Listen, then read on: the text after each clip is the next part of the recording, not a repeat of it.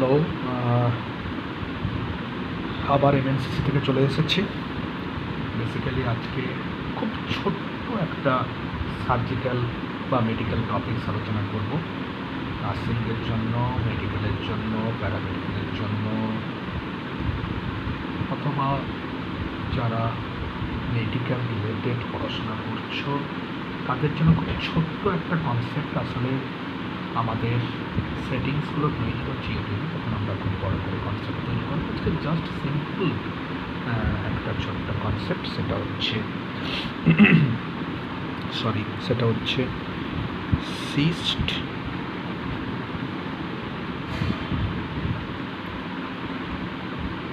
পাশাপাশি টিউমার, পাশাপাশি এমফাইজিমা are not এমফাইজিমা, আমরা বলতে পারি basically abscess.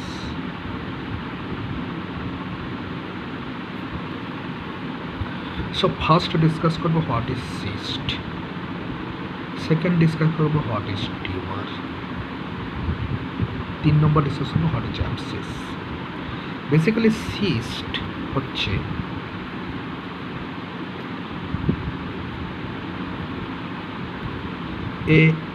epithelial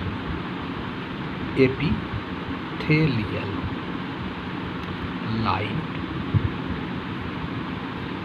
cavity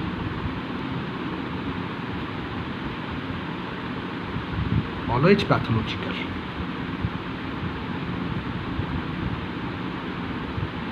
containing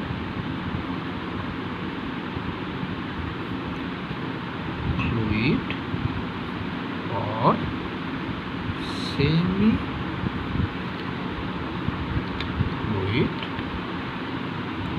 or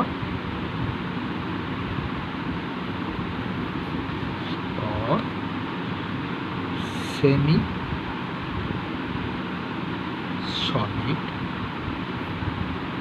or gelatinous substances.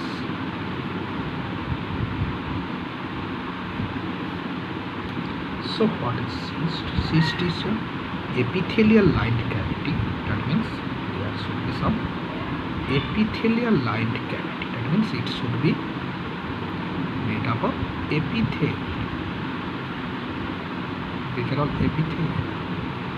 Maybe there are different types of epithelium. So these are all epithelial lined cavity containing the liquid or semi-solid gelatinous substances. But what is abscess?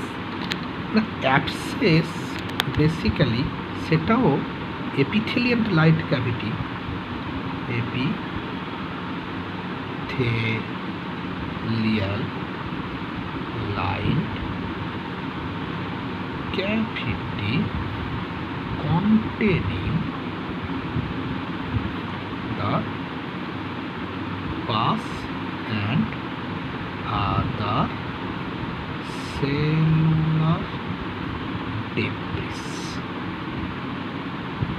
Most important, আমরা এখানে দেখতে পাচ্ছি সিস্টে কিন্তু basically কোনো fluid structure অথবা jelly like structure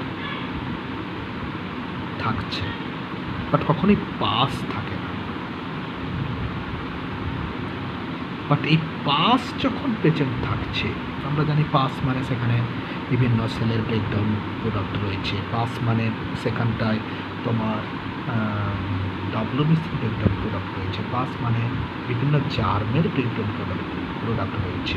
তো সেই pass যখন থাকছে epithelial lined cavity, তখন তাকে আমরা বলছি abscess.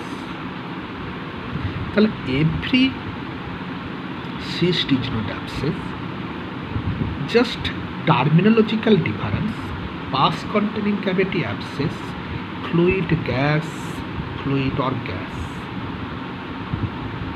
gas or semi-solid gelatinous substance containing cavity is called cyst. That means cyst-টা কিন্তু fluid contain হতে হবে, অথবা fluid like substance হতে হবে, অথবা gaseous substance হতে পারে, that is cyst.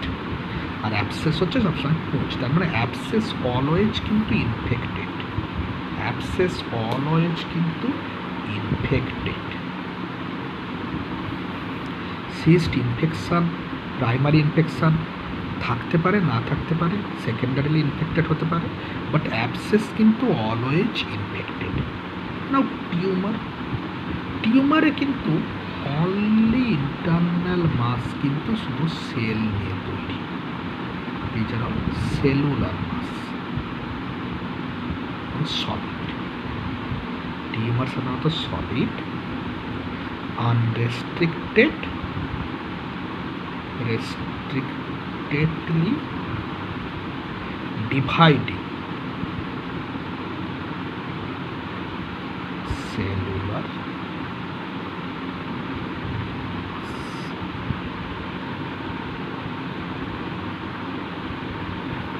এবং টিউমার আমরা বেসিক্যালি জানি যে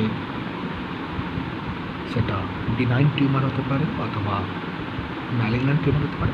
একটা টিউমারকে আমরা কোথায় বলতে পারি নিওপ্লাসিয়া।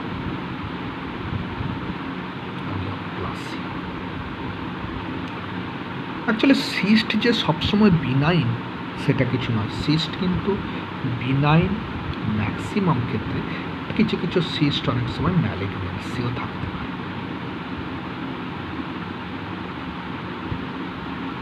টিউমারও বিনাইন ম্যালিগন্যান্ট হতে পারে, বাট অ্যাবসেস সবসময় কিন্তু ইনফ্লামেটরি, এবং এক্ষেত্রে আমরা বেসিক্যালি সিস্ট এবং অ্যাবসেসের জন্য আমরা যেটা করি বেসিক্যালি নর্মালি অ্যাবসেস কিন্তু সবসময় একটাই treatment, that is the incisor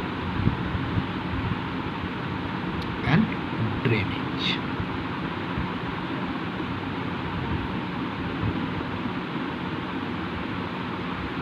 কারণ ওই পাস মেটেরিয়ালগুলোকে বের করে দিতে হবে। সিস্টকে আমরা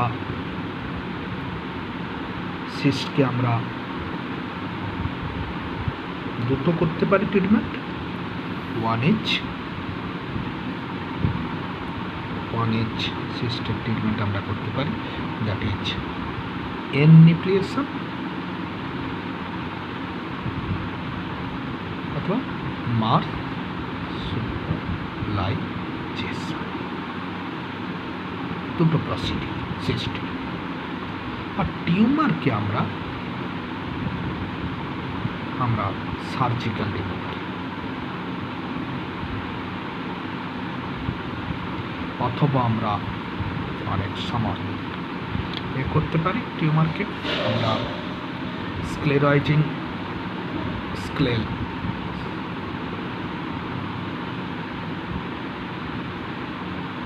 রাইজিং এজেন্ট ইনজেকশান দিয়ে আমরা টিউমারের সাইজটাকে কমিয়ে এনে নন অপারেবল টিউমারকে আমরা অপারেবল টিউমারে কনভার্ট করে তাকে আমরা রিমুভ করতে পারি।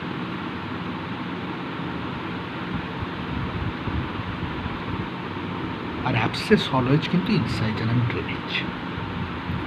আমরা আজকে তাহলে মোটামুটি সিস্ট, টিউমার আর অ্যাবসেস সম্পর্কে একটা ক্লিয়ার কনসেপ্ট জানতে পারলাম। আবার বলি, সিস্ট ও এপিথেলিয়াল ক্যাভিটি, অ্যাবসেস ও এপিথেলিয়াল ক্যাভিটি, বাট পার্থক্য হচ্ছে এখানে পুঁজ থাকে, এখানে পুঁজ থাকে না। আর টিউমারও এপিথেলিয়াম সেল বা আদার সেল কানেকটিভ টিস্যু বা এপিথেলিয়াল অরিজিন, দুটো অরিজিন থেকে হয়। কানেকটিভ টিস্যু অরিজিনকে আমরা নর্মালি সার্কোমা বলে থাকি, আর তোমার ম্যালিগন্যান্ট কানেকটিভ টিস্যু অরিজিন যদি হয় সার্কোমা, আর ম্যালিগন্যান্ট এপিথেলিয়াল টিস্যু অরিজিন যদি হয় তাকে আমরা কার্সিনোমা বলে থাকি। তো টিউমার অ্যাকচুয়ালি আনরেস্ট্রিক্টেড সেলটা বারবার করে ডিভাইড হয়ে যাচ্ছে, দিয়ে একটা সেলুলার মাস তৈরি হচ্ছে। সিস্টে তোমার অলওয়েজ লিকুইড সাবস্টেন্স বা ফ্লুইড সাবস্টেন্স, গ্যাস অথবা সেমি সলিড জেলাটিনাস সাবস্টেন্স থাকবে। এবং সিস্টে ফ্ল্যাকচুয়েশন হবে, অ্যাবসেসও ফ্ল্যাকচুয়েশন। ফ্ল্যাকচুয়েশন টেস্ট বলতে কি, আমরা ফ্ল্যাকচুয়েট করব, কারণ এটা নর্ম। আমরা পরের দিন লেকচার ক্লাসে খুব সহজভাবে সিস্ট বা টিউমার বা কোনো একটা লাম্প তাকে সার্জিক্যালি কীভাবে কী কী পয়েন্টে টেস্ট করতে হয় সেটা কিন্তু আমরা দেখব। থ্যাংক ইউ, গুড নাইট, ভালো থাকবেন।